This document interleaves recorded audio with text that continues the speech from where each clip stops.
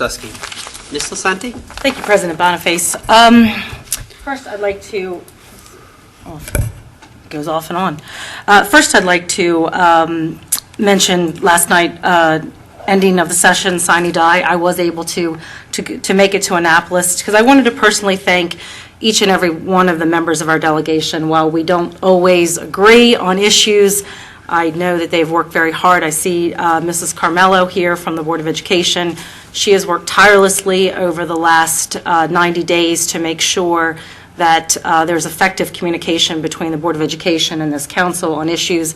So we all very deeply appreciate all of your briefings that I know go both to the Board of Education and to us. Would like to make a clarification on the marijuana decriminalization bill that was referenced a little bit earlier. Decriminalization is not legalization. And there's quite a disparity between that, so I think we need to make that clarification here tonight.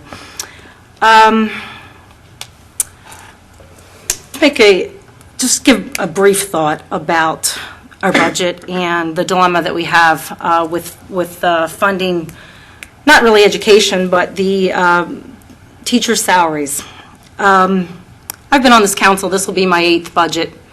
And Mr. Guthrie, you mentioned that the superintendent and her staff came over and met with each and every one of us. This is the first time in 8 budgets that such a thing has happened.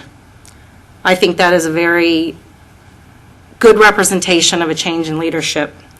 I look out in this room tonight and I see 4 members of the Board of Education that are not strangers to this council, that don't just show up because the teachers' union's here. They show up on a regular basis, and they have opened those doors of communication, and I think that's a step in the right direction. Mr. Slutsky, you had a very long and detailed briefing to the public on the processes of our budget, what works and what doesn't. And I thank you for that because it is a very complex problem. But I think what we're really dealing with is that we're working under an old paradigm that doesn't work.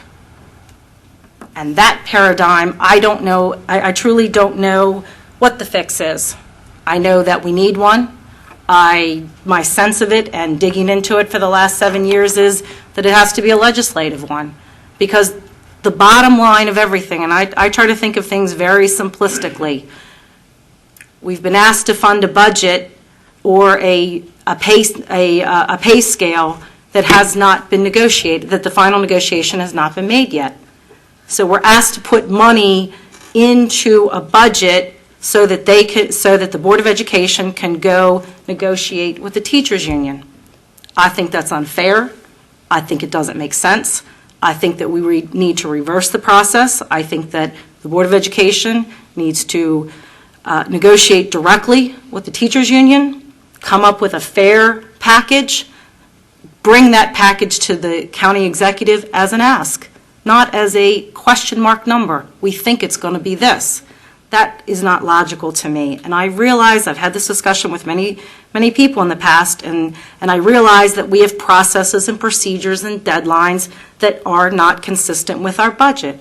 Then fix it. Because every year for 7 years, we sit here and we ask the teachers to come and beg us for salaries.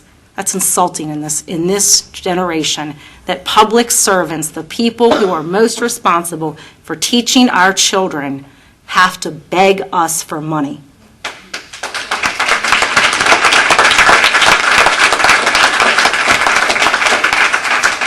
We've seemed to figure out how to fund our police officers, our sheriff's officers, our health employees, our community college.